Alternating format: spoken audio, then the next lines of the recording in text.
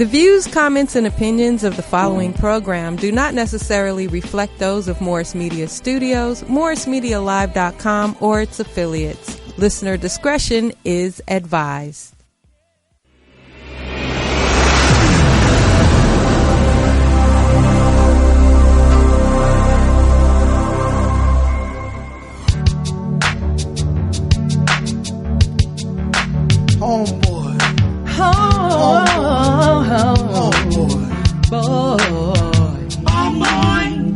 There's only one blood, cause it ain't no sense in us trampling on the stones. It's us, down to the bone. Blood is thick, waters were known well, cousins were kept apart, mothers were often memories. Fathers were not favorites on the farm, for he could do some harm, he could wreck the master's scheme, for he, brothers, could dream.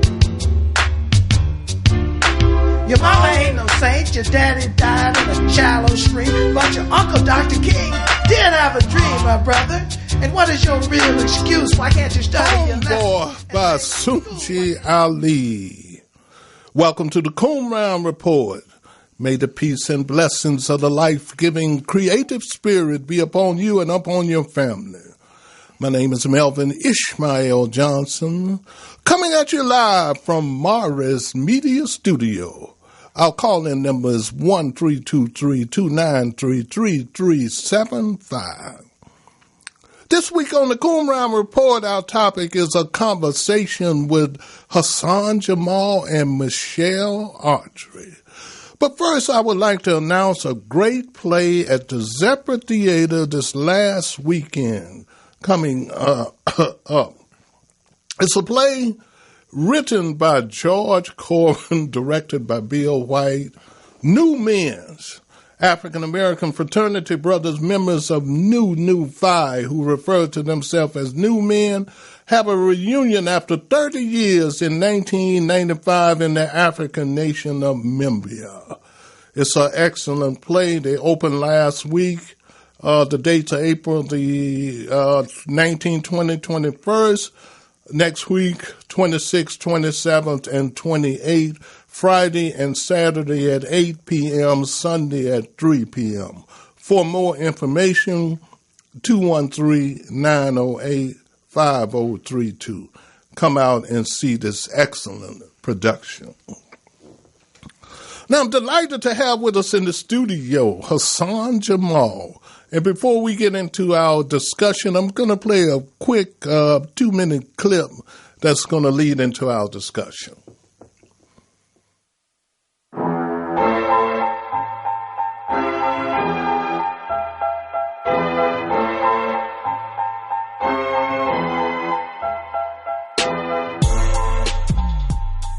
No, but it's interesting how we're dealing with a major athlete right now, the San Francisco Giants. Yeah. What's his name? Kaepernick. I mean, we have these two men, Paul Robeson and Kaepernick, who literally gave up millions for their people. And it's interesting how they weren't just, I don't know about Kaepernick that much, but Robeson wasn't just some average athlete. Right, because to me, the reason I don't compare the two is because of Robeson had more of an international vision of the world.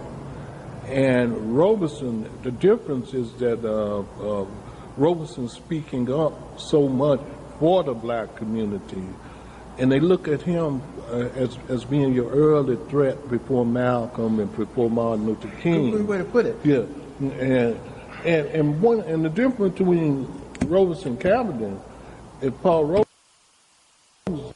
was a student athlete.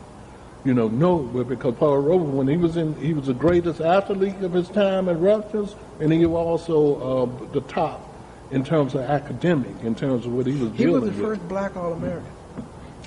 He was the first black All-American. Mm-hmm. I mean, a lot of these kids now, I'm not knocking them, who were a lot of these black athletes who were in college and think they're top dog and everything. Yeah. Paul Robeson was the first. Yeah. He was the first. And another thing about Paul Robeson, and Malcolm understood this also, because he also said it. is that entertainers and athletes, will never be, that's a diversion. Malcolm and Paul Robeson, he had moved away from being an athlete. And when he got into the entertainment business and the politics and the people that really brought him to consciousness was the Provincetown Players. See, Provincetown Players, which is the first major community theater company in the United States, was founded by radicals.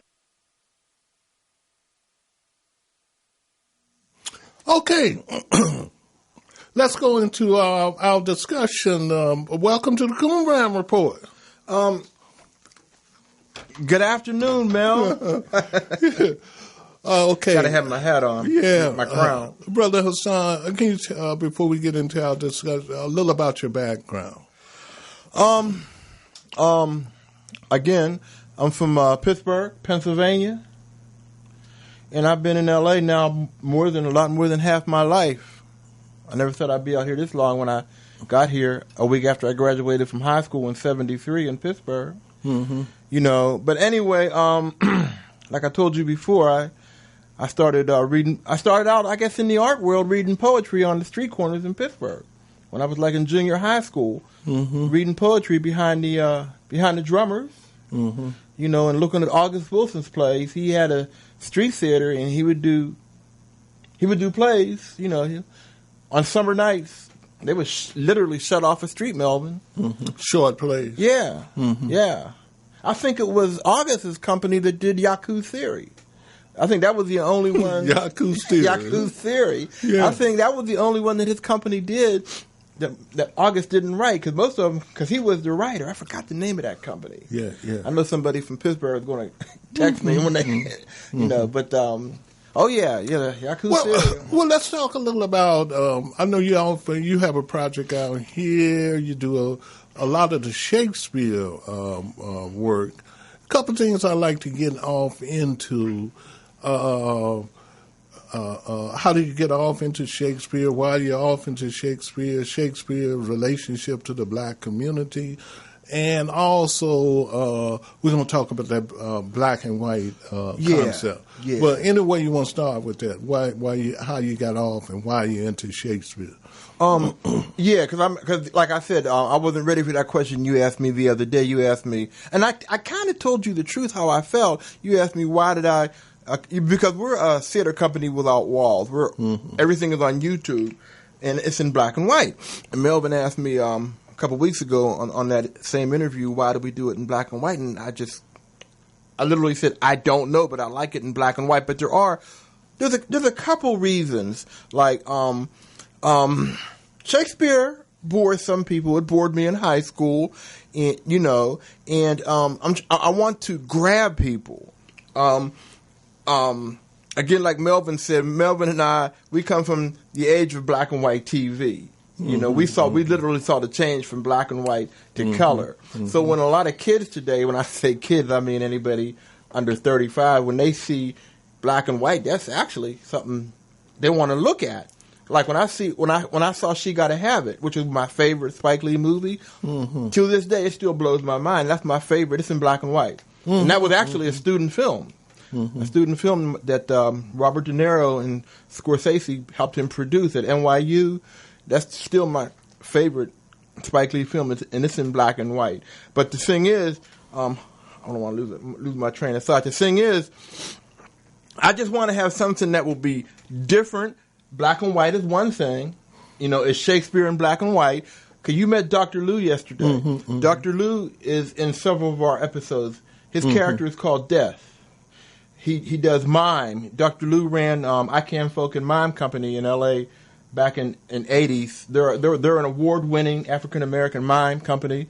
He's did mime all over the world. He used to go to Paris and put a hat down when he was young by the Eiffel Tower. And he made a lot of cash because people would see this tall black man, doing mime. He played for USC. He was a basketball player for USC, And anyway, you'll see in a couple episodes of our. I watched just about all. And see, but he draws people. The black and white draws people. I'm sorry. I tell you, when I first saw the concept of black and white, and it was mainly focusing on Shakespeare's piece, I didn't think in terms of the traditional colors. Right. Here's what I thought about. I said, okay, Shakespeare, very important individual. I thought in terms of hitting within that whole concept of black and white, I thought it was a deeper meaning, because I know that where Shakespeare and London and Britain, all of them, the queen and king over there, they come out of what they call the House of Stuart, right? I've heard of that. And when you study the books and the documents, they know now for a fact that the House of Stuart was black. See, and over a period of time, London and England and all of them have become basically European of what they call white. I thought in terms of that, I could fit that into Shakespeare, coming out of black, now they white. But also, I thought that Shakespeare was such an important, his works was so important in bringing Britain into the modern world, with the... Mel, you like I said, talking to you, it's like taking a history class every time I do. You said something at that last interview a couple of weeks ago that stayed on my mind when you said how it was basically Shakespeare that, what was the word you used, civilized the UK. And I never thought of that. His works, because, and how it come about, the language of Shakespeare is a language of the King James Version of the Bible. Right. Which came out in 1611. And the three contemporaries that made that happen, that was instrumental in that, was King James, Sir Francis Bacon, and William Shakespeare. And the impact of not only there, because what is the basic language of the United States over here? Yeah, it's English. It might be an offshoot. We have people in England, they think we're speaking some kind of slang over here when they hear of English. Just like Spanish in South America. We know who colonized down there, but... Spanish in South America, a little bit different, because it goes back a little bit deeper than that. Before they hit South America, Spain rose to the height, not as a Christian nation, but as an Islamic nation. 800 years of Islam that educated the European nation. And same thing with the northern part of Africa over there that went into those two directions. But now, you said something earlier about Shakespeare being dull and all that kind of stuff. And see, the Shakespeare that I had, like Othello and Macbeth and Hamlet and all King Lear, were way before the time. I think that's why it lasts for such a long time in terms of that. William Shakespeare is the ultimate writer. I know a lot of people will have something to say about that comment I just made. But you mean the playwright? William Shakespeare. Mel, one of the things that I love about the name of our company, the name of our, we're called LA Subway Shakespeare Project, is, I have, thank God, I got like 3 or 4 dedicated people that work with me now. Dr. Lou's one, Renee Dawson's another one. Lucian Flyer Smith, he's actually making a documentary on the whole project. We're trying to get it in the Pan-African Film Festival next year. It's a documentary. Yeah, it's a documentary. Should be there. Yeah, but the thing is that it's just that before all those people came around, it wasn't what they were like hiding from me. They just didn't know that I needed them. I was doing everything by myself. The first 6 or 7 episodes, I did it all by myself, Mel. with the only person who helped me was Shakespeare, because I didn't need a writer, because I had the best writer. I had the best writer in the world. All I had to do was shoot. Yeah, shoot, yeah, and yeah. have good actors. And I mean, maybe I shouldn't say this really. Maybe I shouldn't say this, but I knew before I started this project that I knew if I did it here or in New York, either here or in Los Angeles or in New York, I'd have some of the best actors in the world. Well, let me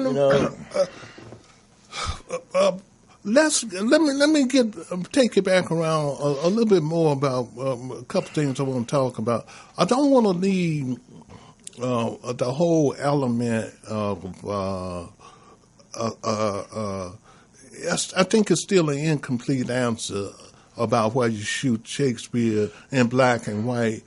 And I could see shooting them. I could see having pieces in black and white, but at the same time, the depth and the feel and all of that you can get out of all of the varieties of color the technology brought in that you can't get out of black and white. You can get depth and stuff, but color can bring in. Well, have you ever thought about reshooting all of them in? When you shoot some in black, some in. I don't want to do that, Mel. Yeah. And I'm not trying. Okay. I'm not trying to sound like I'm the founder. You want to keep it black and white. Yeah, I'm the founder Okay. and producing director, and the important thing is the words. It's not about whether it's black and white or color. I appreciate your constructive criticism. Yeah, but it's about the words. It's about the words. It's most definitely about the words. But from a person that's off into theater too, I always say that the word is important. But because I had what you call the community theater model, which is a harmonious integration of what I call 7 components working in the spirit of harmony to present theater to the community. And it starts off with the word. But that's not just in my model. You got the word. It's the first. No, thing, I said the right? word, Shakespeare's word. That's what I'm talking about. The word. Yeah. But when we're talking about a model that will work in theater, it starts with the word. Oh, okay. I see what you mean. That's what brings all of the other components together. But you also got the actors is the symbolic. They represent the word, and then you got that other third component that is so important. That's that audience, because without the audience, it's like if a tree falls in the wood, nobody's around. Do it make any sound? In that. So to me, it's almost the word is the starting point, without a doubt. And there's some great words in Shakespeare. And then I like the fact that you never have to worry about trying to get any copyrights because it's in the public domain. That doesn't. I used to bring that up a lot, but I don't even need to bring that up anymore because I have so much to say on that. Because the man was so brilliant. Mel, really quick, I found out that most of the scenes, like I said, we got 20 episodes in the can now. We got 20 episodes. And the first 8 or 9 were just 2 people. And then I brought in another person, and we had 3 people. But I found out anything over 3 people, because I'm the cameraman too, and I've developed a style that me and a lot of other people really like. A lot of professional cameramen like the style I'm shooting too. It's really quick. And so the thing is that like I said, there's this style of shooting. I developed. Oh, and I noticed I feel so comfortable just having 2 actors. But I just really quick. When I just got 2 actors, I feel because I'm not a professional cameraman. I feel like this is good. This is what I want to do. I brought in 3 people. I'm good with that. If I shoot with more than 3 actors, I can't do it. I can't do it. Well, right. Technique, no problem. But I want to talk. I want to get in depth. I want to talk about Shakespeare. Right. But the reason I want to talk about Shakespeare, I want to look at do you think Shakespeare means something different from the European so-called white community as opposed to the African American community? What are your thoughts on that? Good question, because basically in what it is, the 21st century, Shakespeare is only a word. So, I mean, anybody can claim it. You know, they do Shakespeare in African villages.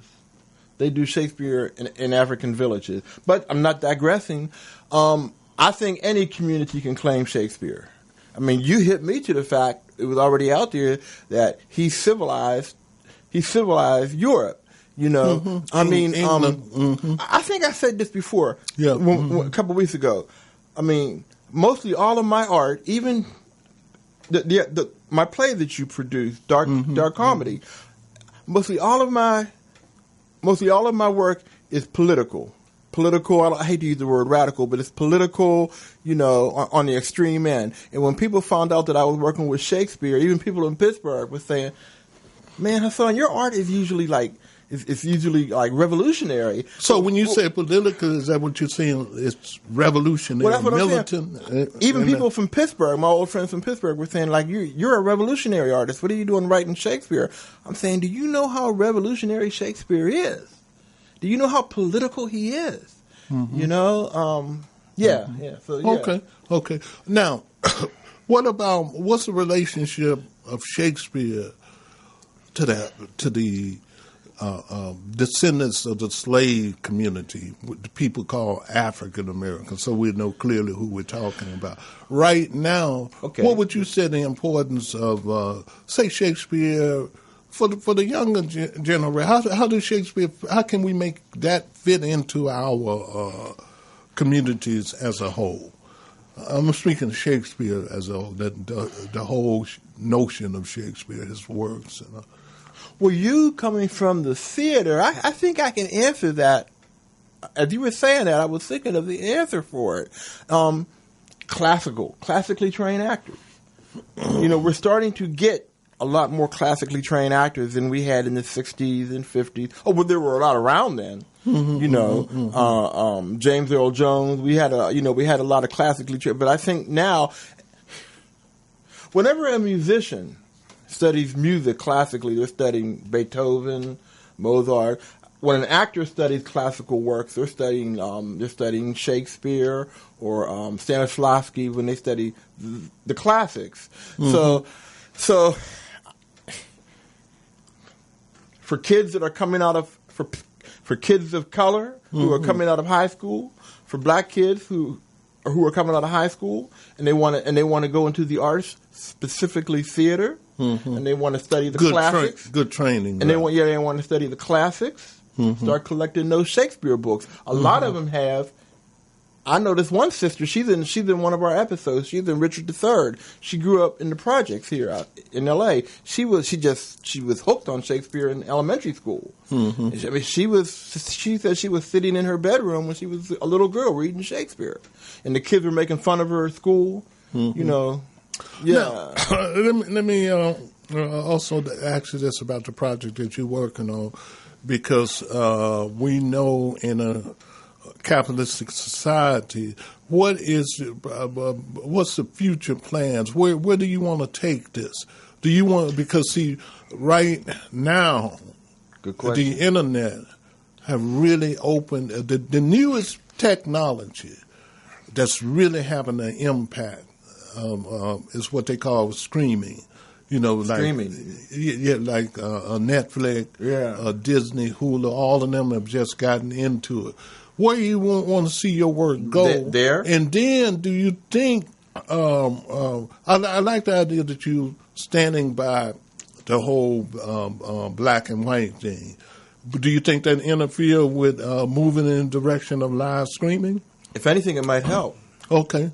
And I'm going to tell you, actually, because I excuse me for cutting you off. No, go ahead. But I've seen the work and I like it. I like. Thanks, man. I like the piece where I saw Lynn doing Othello, and I like the piece that I just saw with Dee. Well, can I say something really quick? Yeah. I want to tell the audience that Lynn Manning did 2 Shakespeare's for us. Lynn Manning.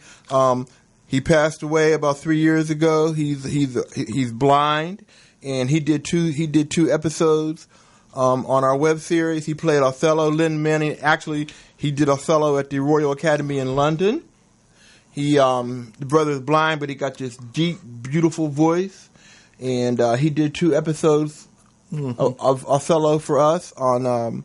You can go to YouTube and see it. Watch him. Yeah, on and eventually, especially the Los Angeles community, will eventually find out that this is probably the most important playwright to ever come out of Los Angeles. When you think about the impact of August Wilson had on his plays, he written all of them about Pittsburgh, right? Yeah. His brother wrote 19 plays, all of them about Los Angeles. Yeah, Lynn Manning. There's some rich in there, but it's like the Messiah Jesus said, a prophet without honor in his own hometown. You know? And it's just the way it is for a while. Mel, you were the person that told me that you're brilliant, Mel. Yeah, that's a great comparison. I mean, Lynn Manning was the August Wilson of Los Angeles. Without a doubt. Yeah, he was the August Wilson. Yeah. Lynn Manning started the Watts Village Theater. Watts Village Theater. Mm-hmm. You know, with Quentin Drew. With Quentin Drew. Because it's another brother that they don't appreciate. Tell the world that Melvin just wrote a great play about Lynn Manning. Yeah, before he get lost. And I mean, I felt so honored that he wanted to be. He had heard about our what we were doing, and he wanted to be a part of us. And it would be in the Fringe Festival coming up in June. 5 performances at the New American Theater. We'll keep you hip to that. Okay, let's take a little quick change and bring Michelle up here before I bring both of you back together. So, Michelle, why don't you switch this seat with Hassan? Yeah, you can have a seat over there, and then after I talk to Michelle for a little while.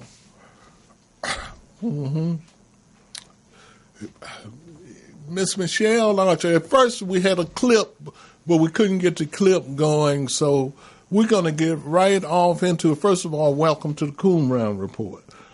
And tell our audience members your name, a little about your background, and we get into our discussion.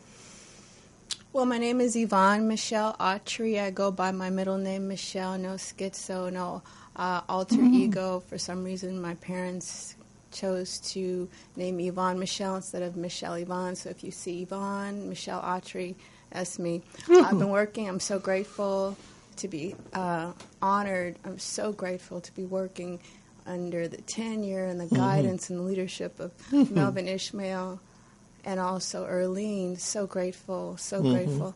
I've learned so much. I've been with the Qumran about 13, 14, 15 years now. Yeah, we've been working together for a while. That we've watched Skid Row. When I first started working in Skid Row, I thought it couldn't get any worse. Wow, was I wrong. Not only Skid Row have gotten worse, but you see pockets of Skid Row in every community now, which is amazing. But let me ask you that before we get into the discussion of these three great poets, Ron Allen, Sunja Ali, and Dr. Mongo, which you knew all three, how would you, when people talk about Skid Row, and just say for a person that have never been to California, Skid Row, and they would ask you, you're traveling, and they say, what's Skid Row? Can you tell us what is Skid Row? What would you tell them? Well, I was born in Inglewood, so my memory of Skid Row has always been like Sears and Roebuck. Like every Christmas we go down and exchange the clothes that my great aunt gave us at the Sears and Roebuck. Yeah, from the time that I was a child. 50-something years ago, 53 years this year. So at that time, it was not gentrified. It was just business. So for us, of course, wholesale clothing, the jewelry district, and, of course, flowers, and every wholesale product could be found downtown. Since I moved downtown 16 years ago, it has become regentrified at the detriment, I would say, of black people and poor people who now are found in Skid Row, which was 30, 40, 50, 60 years ago a place of business. Skid Row had to do, I think, with the trains and the shipping, and it was predominantly a place where white males were found homeless in the street. Now disproportionately black men and women, and previously before an effort to remove children, even children, fewer Hispanic, and even fewer Asian people. So Skid Row for me was a place where I found community. And as a poet, I could express the community that I found. And, of course, I met you, Melvin Ishmael Johnson, and Earlene Anthony about 16 years ago. So for some that had issues with substance abuse because of racism, because of gender bias, because of bad choices, because they were sacrificed, someone stole their birthright, whatever. They had fallen by the wayside and found themselves in the community of Skid Row. And we recreate that community daily. Well, let me ask you this question. 'Cause I remember clearly a few years ago when we had the Qumran report on Olive Street at Skid Row Studios. And I had Ted Hayes.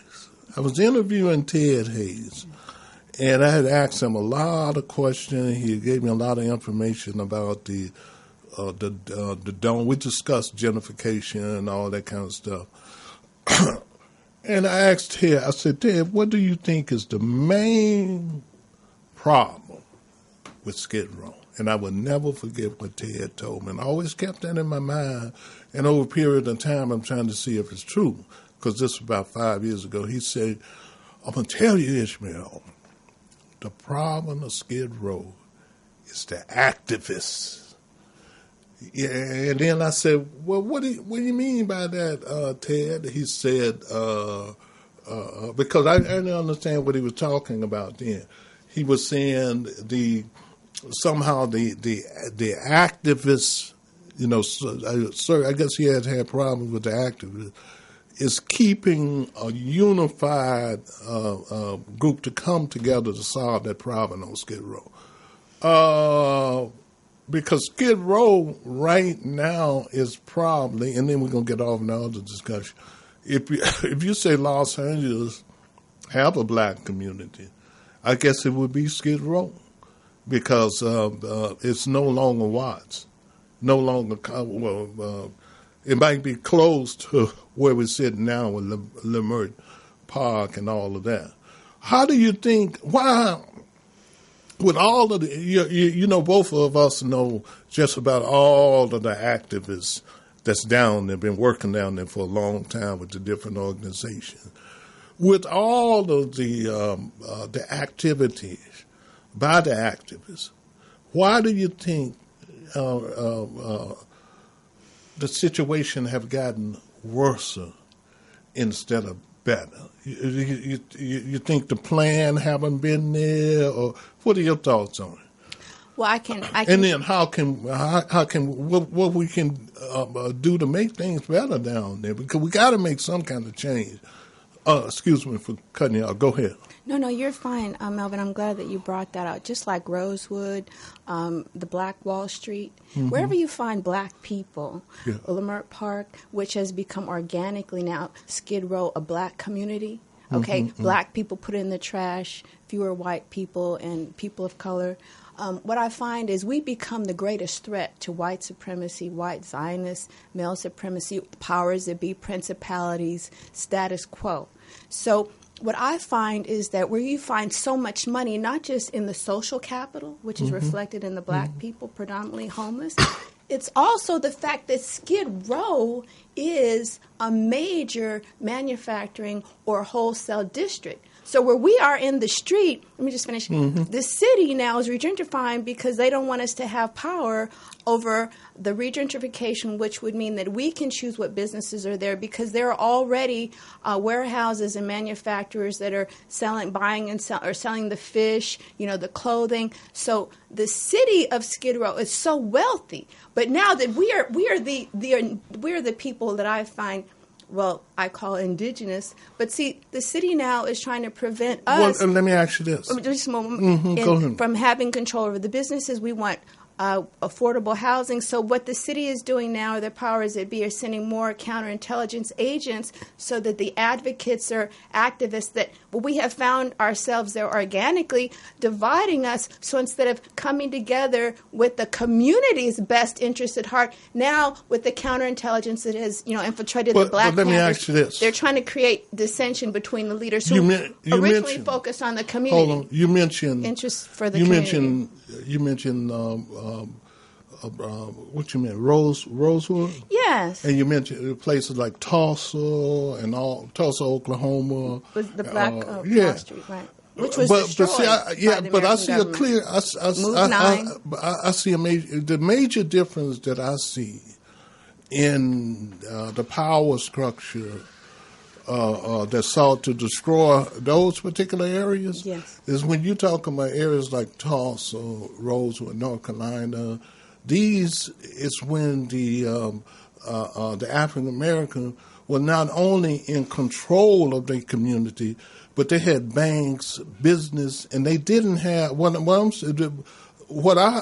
look at Skid Row and I see African Americans and all that kind of living in tents and stuff, it's hard for me to make the connection with these particular type of community. What I see more in Skid Row, I see the development of Skid Row.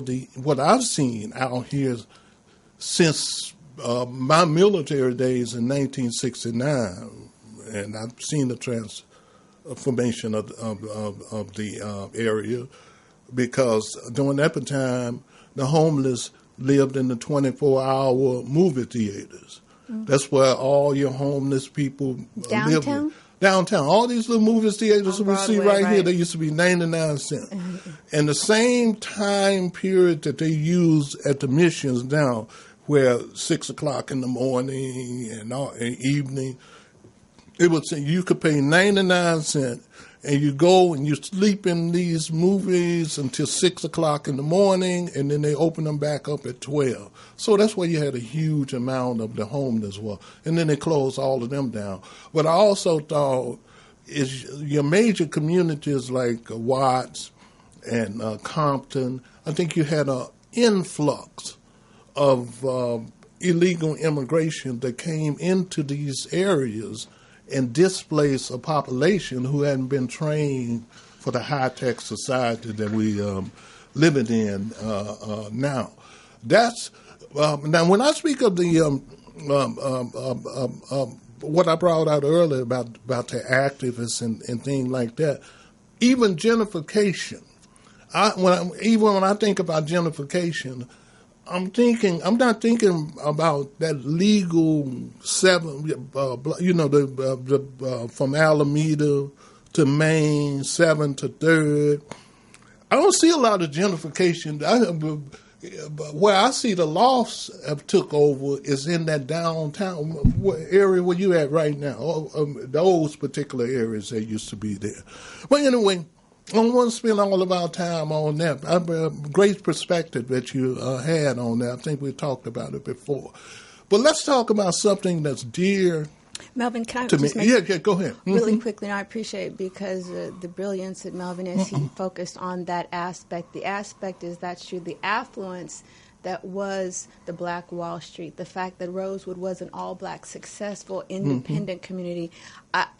Watts, of course, was predominantly, if not 100%, predominantly black. For me, also the Move 9, for me, it was just a concentration of black people. Okay, and for me, I made that association or correlation with Skid Row, because I know it's engineered because the city, the powers that be, are murdering the black people there, just like Rosewood, just like the Black Wall Street, just like Move 9 was hit. So in my mind, that was the correlation, although there wasn't the affluence, but there's the potential, because wherever you have black people expressing themselves, the affluence will come. And this is what is the threat to white supremacy, the status quo, principalities, however you like to term that. So that was a similarity in my but let me just say something for you. And the counterintelligence is dividing the activists so that we're trying to create community, and they're just... Because, see, I think we got some historical information and models that we can look at that's very close to Skid Row. When you going back into the 20s, the 30s, the 40s on Earth, from that point of view, the black community was prosperous around Central Avenue. It was because segregation hadn't hit That is yet. right. And so when a person asks the question, what was it that caused the breakdown of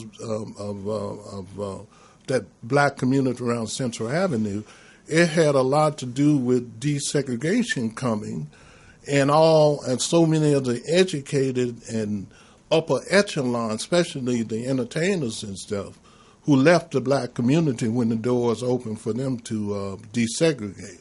Now, we don't see the same thing with Skid Row, because it seemed as if a lot of the African American community there is at their last leg. And because even when Central Avenue broke down, we didn't have this tent situation. We didn't have the explosion of tents, which is most of the African American confined in one particular area. Yes. But I want to have a chance to do a whole real show on that. I want to get some brothers here that's not afraid to sit down and talk about this in real terms. I wouldn't mind having Ted here, Jeff, all of them sit and talk about how can we empower Skid Row. Because to me, in a capitalistic society, numbers is power, because you can transfer numbers into political votes and all.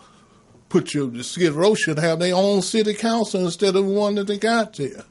But that's a whole nother subject. Let's get to what we was talking about. You one of the few people who've had a chance to talk to who I consider to be three of the greatest poets. And until I heard Lynn Manning, I had them on my... But I'm telling you, Lynn Manning absolutely changed my mind about...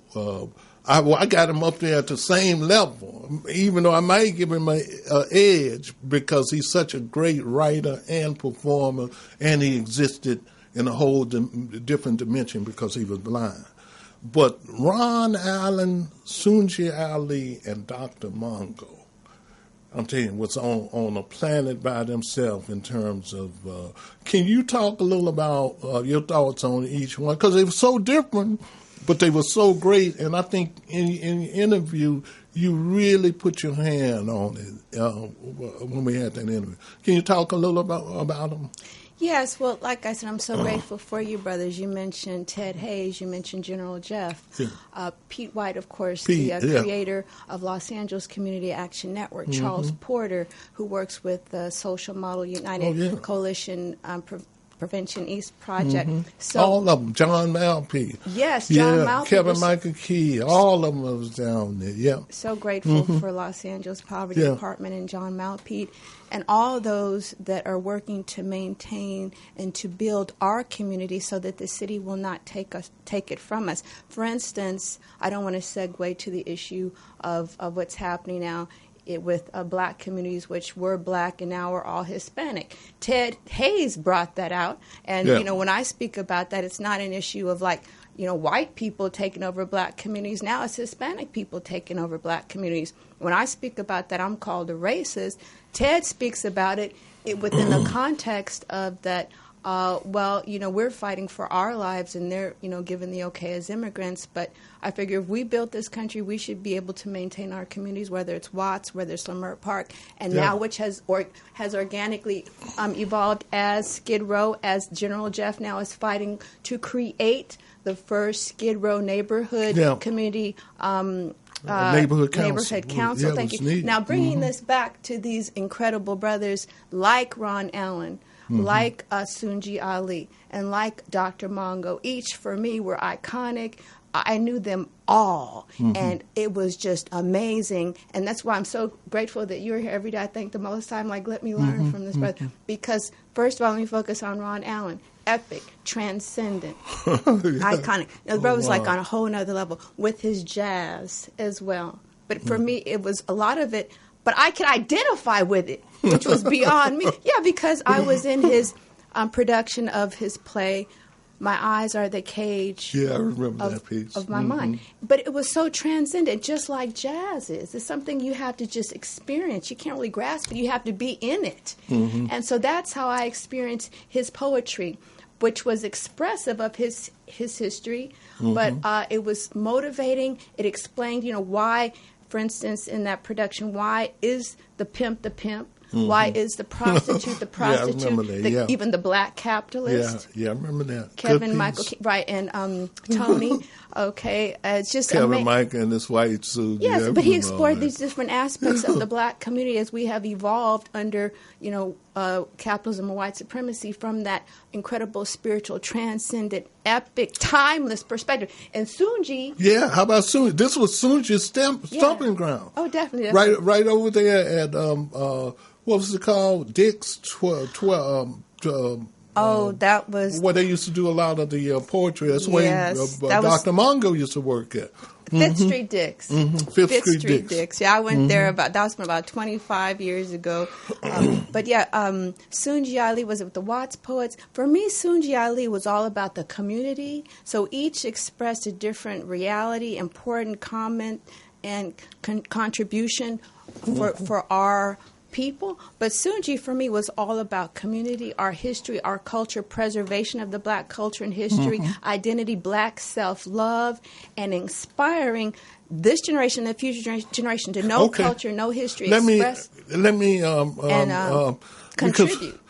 Let's do our final. I want to get both of you. Let's take just a little quick segue. She's going to come up here and set all three of us up so we can talk about our final. Can I just say one thing about Mongo? Yeah. Mongo was straight up revolutionary in your face. Yeah, let's take just a little quick minute break. She's going to come up, set us up for Hassan to come back, and we'll finish our last 12 minutes.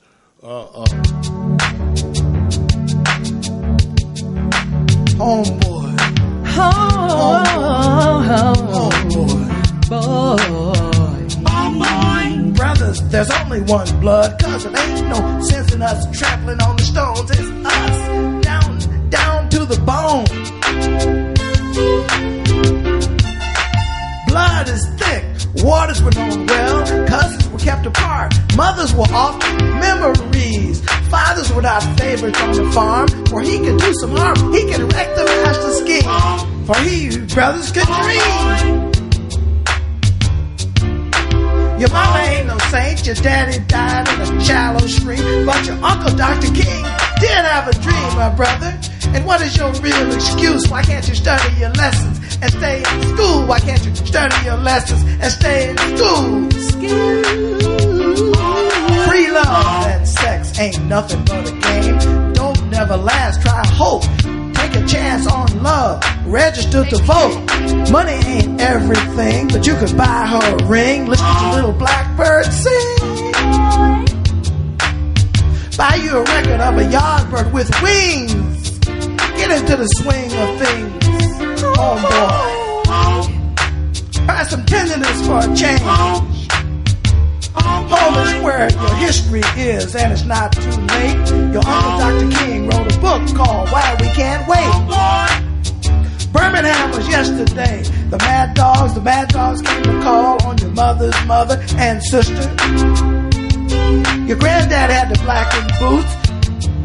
You know what I'm saying? Cause it ain't but one blood. It's called fighting for freedom now. Homeboy, love, homeboy, fight for homeboy. Your mama ain't no saint. Your daddy died in yesterday's freedom jazz dance. Your sister's on the streets doing it with whomever she meets. Let's go around for some closing comments. I want to. Hassan, well, not closing comments, but anything that you want to talk about, that you want to amplify, that we left out of our early conversation. Yeah, one quick thing, Melvin, and I'm not, again, LA Subway Shakespeare Project is not all about me. It's about the people who helped me build it. I mean, there's about 6 or 7 different people who worked with me, and they knew I was broke, and I couldn't pay them. No, I couldn't pay them, and they're amazing actors. So, well, let's talk about that for a while.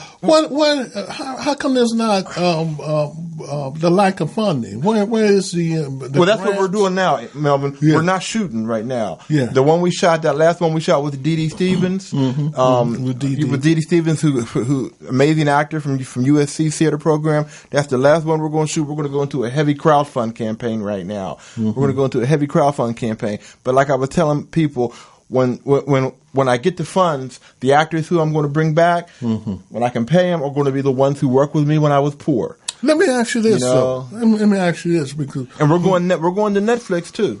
We're going to Netflix. We're going to the streaming service. Why? Let me ask you. Okay, one thing about Shakespeare. I know you're doing the whole subway project. Yeah. The fact that Shakespeare, when you think about Shakespeare, you think about the stage, you think about theater. Do you think about doing a big fundraiser where you perform all of these scenes? You can shoot them in black and white, give people a chance to look at them and see. They might look at them in black and white, but they still see them little natural color or whatever it is. And that would be a great, to do all of them. You have how many? We got 20 episodes in the can right now. 20 episodes, and they're about 5 minutes. Longest one was maybe 6 minutes. Yeah. Actually, Melvin, I'm more in. I'm talking about to raise funds. Yeah. Well, actually, that's what I want. That's what I want to do with the Vortex. It'll be about raising funds. Funds for Skid Row. And bring in like just like what 12 actors in Othello. Bring in some brothers, because I knew some brothers. I used to work with some brothers on Skid Row who were amazing actors. Because I always believe this in a capitalistic society, right? Because when I first got involved in theater, and I just got tired of nonprofits, because I felt, I felt that if you got a product, if your product is worthy, you somewhere down the line, in a capitalistic society, an organization over a period of time should be trying to figure out how to be self-sufficient. Not only where the hands is out over a period of time, but over a period of time, that hand's supposed to turn over and be doing that to the community. Well, no, Melvin, we have our 401(c). Oh, no, I'm not speaking. Yeah, we have that. Not speaking of your, but I'm speaking as a whole. Yeah, but I'm also going to go into the schools. And, one of the first high schools, or actually, I tried to do Romeo and Juliet at Crenshaw High School. This is back in the day. I wanted to use real Crips and real Bloods, but someone said, "No, Hassan, you shouldn't do that." And so I went to Crenshaw to see if I could find some kids in their theater department. Well, let me ask this, and then I'm going to flip over to Michelle. Instead of going into high schools, which have a structure already set up, I would need high schools in the black community. Yeah, but what I'm talking about, high schools anywhere, because I make a difference between high schools, which is a structure in just about every community. Yeah. But what we really need to structure for is community centers and after-school programs. Why not? Why not take them through that route? Because in the high school, the minds is usually controlled by the academic echelon at the top, whereas you're going to find in the community centers, after school program, you're dealing with the community when you're there. Let me slide over to Michelle, and then we'll leave at least a minute or something apiece for your closing comment. Okay. Go, Michelle. Now, you touched on so many important topics. For instance, I just want to say that in Los Angeles right now, because it is such a mixture demographically, I think that we should work towards being self-sufficient in community and being able to survive in this capitalist community by doing exactly what you brothers do and what Sunji Ali did, you see, and even what Dr. Mongo did, not focusing on the money, but in bringing our gifts and our talents and encouraging these brothers and sisters to shine your light, multiply gifts and talents, so that we can survive, taking back our communities economically, culturally, and so that we can do for self. And even as a Black Panthers breach, community governing ourselves in community. We have to share this land. I try to be a Christian, okay, with the influx of, Mexican, Guatemalan, El Salvador, and Central South American. I'm not a racist again. It's marginalized black people now. So I'm like, where are the black people? I'm not going to the penitentiaries. And I love my brothers in Skid Row, but like you said, I'm trying to make it out in that narrow road so that I can reach back. Okay. Just like you have. Let me say this. One and bring them out. I think it's... Even using the capitals. I think one very and not point by it. That the black community in Los Angeles must come to grips with. I feel that it was a critical mistake made in the 60s when the choices when the revolutionary 60s, the choice was between... Okay, the revolutionaries, we're going to learn Swahili or we're going to learn Spanish. See, and the logical, it seemed everybody's pushing this whole African identity thing, and they want to identify with Swahili, forgetting that Swahili is a slave language. It's the language in which all of the European countries exchange in. That's where Swahili come from, Arabic and Bantu. And if we had went in the direction of learning Spanish, which we should be teaching our young people now, if they're going to compete out here and in Texas and places like that, they better learn Spanish. And see, because they keep thinking that Spanish belongs to the people we see now, people from Mexico and play. Man, Spanish go all of us 800 years of Islam. We talking about Spain. What was the language they spoke? Spanish, in terms of that. So I still think that's a critical mistake that economic can put our people behind, because when we go to apply for these jobs, they're bilingual, and we don't have to do that in their high schools, but we need to develop some community centers and after school program where we can really, really prepare our people for the economic fight that's getting ready to come. That's already happened out here. If we don't, we're going to see more skid rows in the black communities all over. That's just an example. It's what Hubert Harrison said in his great book, The Mentor of Marcus Garvey. All of those people back there was Hubert Harrison that mentored them. He said, if you want to know what's getting ready to happen from an economic point of view in the United States, just watch what happened. They called us then the Negro. He said, whatever happened to the Negro, the status of the Negro, that's what's getting ready to happen in the country. And see, it dread when I think about, wow, we getting ready to have an economic collapse if we don't start concentrating on straightening out what's happening to our people right now. Isn't that what Soul the Black Folks was about? Du Bois is? To an extent. Yeah. Let's take 1 minute closing comments, and we'll close out. Start with Michelle. I think we have to share this land. God is no respecter of persons. Right now in this mixed demographic, I think we have this realization. I speak, read, and write Spanish as well as 5 other languages. It doesn't help me to get a job because I identify as a black woman. I'm not going to let that stop me. Yeah. Okay, but what I'm saying is... We utilize you to teach. We set up some teaching classes for you to teach some of the community members that knowledge that you got. No, I'm grateful. No, but the powers that be tell me you got too much, you're black woman, you're not white, you're not Spanish, so then they've been trying to kill me for years. You know what's going on. Okay, so black people coming up, heart attacks, cancers, strokes, and the powers that be are killing black people with electronic weaponry, germ warfare.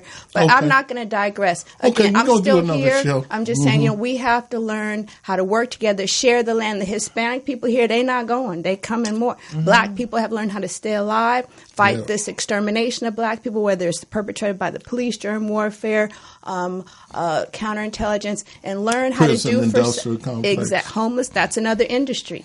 So we have to learn, again, working with other races. Again, God is no respecter of color. He looks at the soul. Okay. And to avoid the race wars, then just try to prosper. Take about a minute or so. Okay. No, really quick, Melvin. When we work with these kids in school, we got a captive audience. I mean, unfortunately, we had the Boys Club in Pittsburgh. I didn't go to too many after-school programs, but when we got the kids in high school, we got a captive audience. LA Subway Shakespeare Project is an African-American theater company. We have people of all different persuasions coming in and out doing guest stars, but we're basically an African-American theater company. I'm interested in black kids. For those that want to get involved with you. Yeah, just on YouTube, we're LA Subway Shakespeare Project. Just go there, you'll see us. LA Subway Shakespeare Project. We have a Facebook page called LA Subway Shakespeare Project. That's a little harder to find, but just Google LA Subway Shakespeare Project. It'll take you right to our YouTube page. And Melvin, thank you for letting me come on and share and tell about the theater company. Oh, we're looking forward to the development. Okay, thank you, Michelle Autry. Thank you, Melvin. Hassan Jamal. Please listen to past shows of the Qumran Report by Googling in Qumran Report. Thank you for tuning in to the Qumran Report, and from your host, Melvin Ishmael Johnson, may the peace and blessings of the life-giving creative spirit be upon you and upon your family. I leave you with Homeboy by Sunchi Ali. Ashe.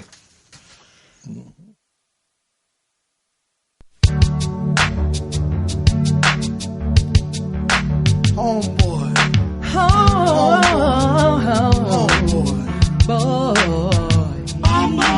Brothers, there's only one blood, cause it ain't no sense in us traveling on the stones. It's us, down to the bone. Blood is thick, waters were known well, cousins were kept apart, mothers were often memories. Fathers were not favorites on the farm, for he could do some harm, he could wreck the master scheme, for he, brothers, could dream. Your mama ain't no saint, your daddy died